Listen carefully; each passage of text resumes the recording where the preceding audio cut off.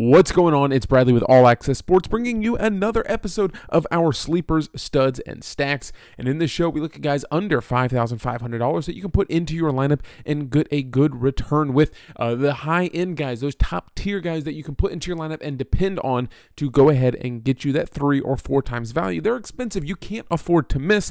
And then we'll put together a little bit of a lineup at the end of this video. It's not going to take too long today. There's only a couple options that I really like. And don't worry, there's no Panthers on this slate, so you're not going to get any of those terrible picks. Starting things off with quarterback, and now you know I don't like paying down for my quarterback. I usually pay pretty much high end for my quarterbacks, but if there is someone under $5,500 that I'm looking at this week, possibly Joshua Dobbs if Justin Jefferson is back. Taylor Heineke going up against Arizona Cardinals. They're not very good. I would assume Atlanta has a pretty decent chance of scoring a decent amount of points in this game, so I like that. Will Levis, if you think he's going to have one of those bounce back games, go ahead and go after it. 26 first week, 9 last week. I don't love it, but Josh Dobbs, Taylor Heineke, they kind of have my interest. Running backs under $5,500. Jerome Ford, it looks like he outsnapped Kareem Hunt last week. So if you want to play those games, I'm going to steer away. We've kind of been avoiding Baltimore's run defense all year. But Jerome Ford, slight advantage to him. Jalen Warren, Najee Harris. Jalen Warren out-touched Najee Harris last week. I think Najee Harris has had a better 3-week period, though. 10, 7, 14 for Jalen.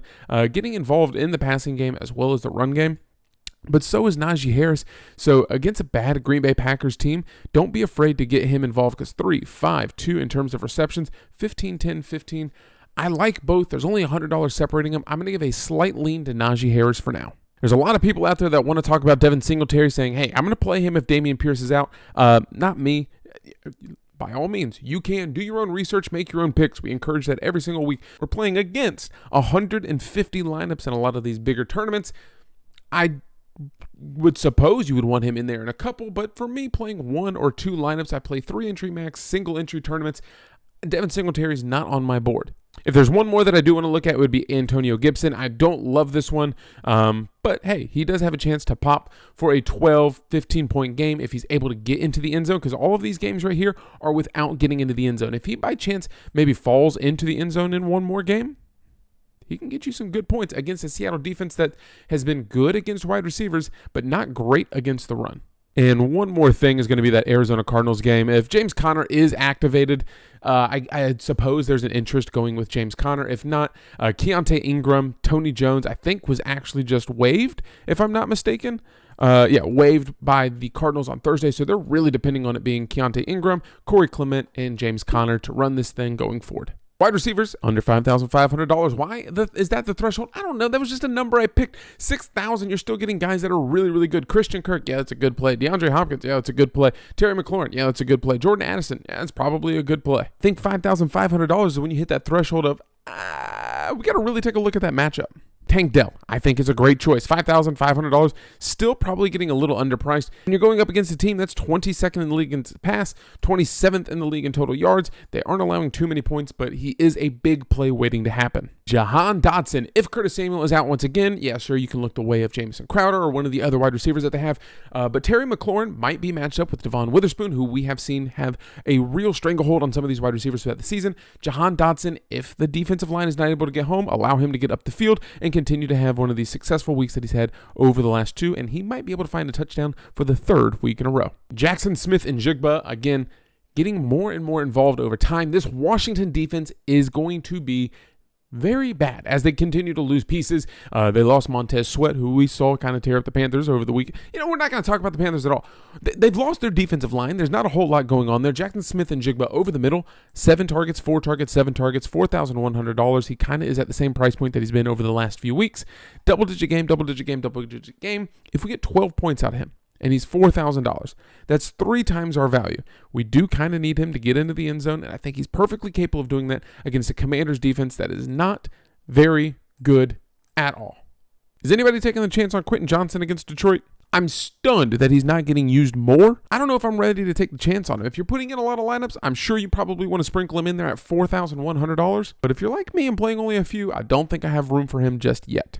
2 more real quick. Calvin Ridley at $5,600, just over that threshold. I think he has a chance to put up some points against San Francisco, who is a very good defense. Yes, we all know they are very good defensively, but if there is one area they struggle, it is in the passing game. Trevor Lawrence has hopefully going to have a repeat performance that he had last week where he had, 10 targets with him. Continue to get him involved. Zay Jones could be back, but it looks like he's not going to be there. And then lastly, the last guy that I want to talk about is Romeo Doubs. He is touchdown dependent. They haven't been very consistent. Pittsburgh, good defense, not great. On the flip side, Deontay Johnson, I absolutely love against this Green Bay Packers defense. Continue to feed the man at $5,400, Deontay Johnson. Tight ends this week, say it with me. If it's not Travis Kelce, I'm not paying up for the tight end. Do I like Mark Andrews? Sure. Do I like George Kittle? A little bit. Do I like Sam Laporta? Probably the most out of the guys in the top three.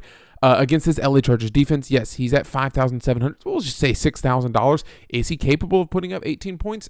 Absolutely. Over the last 3 games, he's averaging, 9 targets a game? I think he continues to excel against the league worst 32nd ranked pass defense in terms of yardage giving up per game.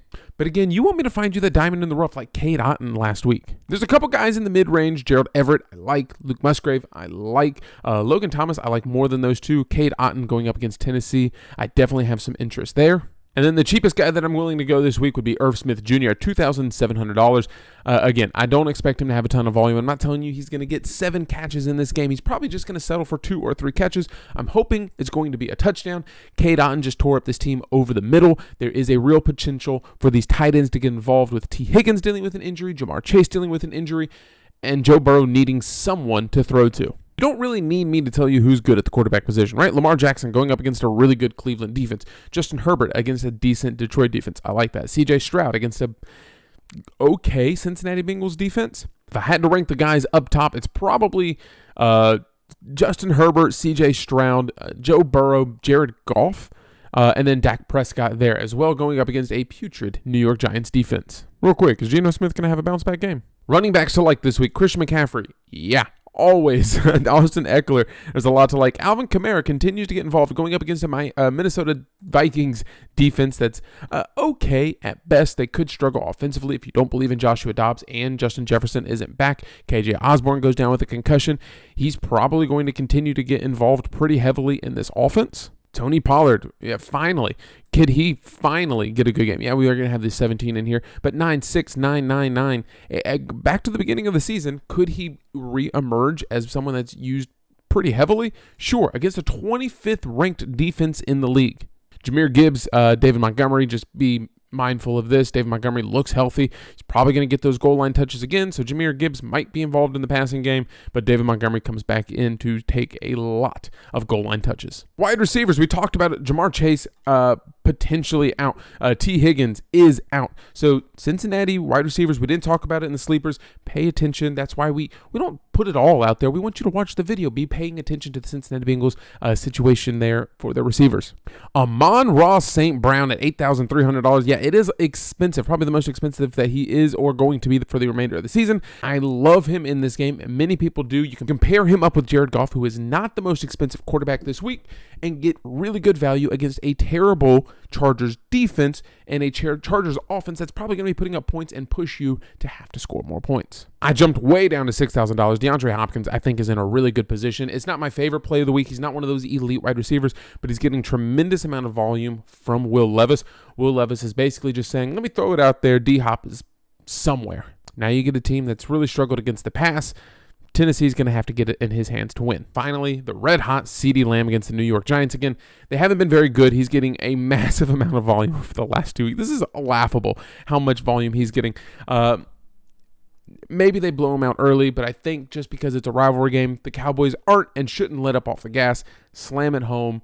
Get your wide receiver and Tony Pollard as many points as possible. Is this a final lineup? Absolutely not. But this is just some of the guys that we talked about to show you some of the potential or how you can create your lineup. If we would have put in the lineup that we had last week, would have been tremendous. We had 3 weapons from Houston, and it would have been an absolute smash. If you want more information on the lineup that we will be putting in, that's down in the description below, patreon.com/allaccess. We give you our starting 5. We give you a little bit of injury news, Vegas lines, odds, player rankings, and late news that you need to be paying attention to as we head into the Sunday slate. Jared Goff with Amon-Ra St. Brown. I like that. Gerald Everett as a little bit of a run back. I don't trust Gerald Everett wholeheartely right now. There's some other weapons from the LA Chargers that I would like to get involved. Obviously, Keenan Allen's going to be up there. Maybe you take a shot on Parham. That's a little bit cheaper. Najee Harris against a pretty bad Green Bay Packers defense, someone that's not consistent on offense, so hopefully Pittsburgh can create some turnovers. TJ Watt can create some havoc. Tony Pollard in possibly the best situation for a running back this week. Again, Amon-Ra on there. Tank Dell just because he has big play explosiveness. Tyler Boyd in the absence of T. Higgins. Maybe Jamar Chase isn't 100% healthy. Deontay Johnson in that same game against Green Bay. Again, reminder, no Rasul Douglas because they traded him a few weeks ago. And then the Tampa Bay Buccaneers against Tennessee. Hopefully Will Levis is just force-feeding the ball to D-Hop, and he's able to get a couple of interceptions for us. If you enjoyed this video, please give it a thumbs up or drop a comment below. Let me know where I went right, where I went wrong. Let me know why I am horrible. But we're going to cash again, back-to-back weeks. Let's go! Entering into double ups, the 3-entry max, and then the single entry. I'll see you in the $12 entry probably this week. That's probably the one that I'm really going to be focusing on my lineup this week. I appreciate you watching the video. Hopefully the next time that I see you is in the green.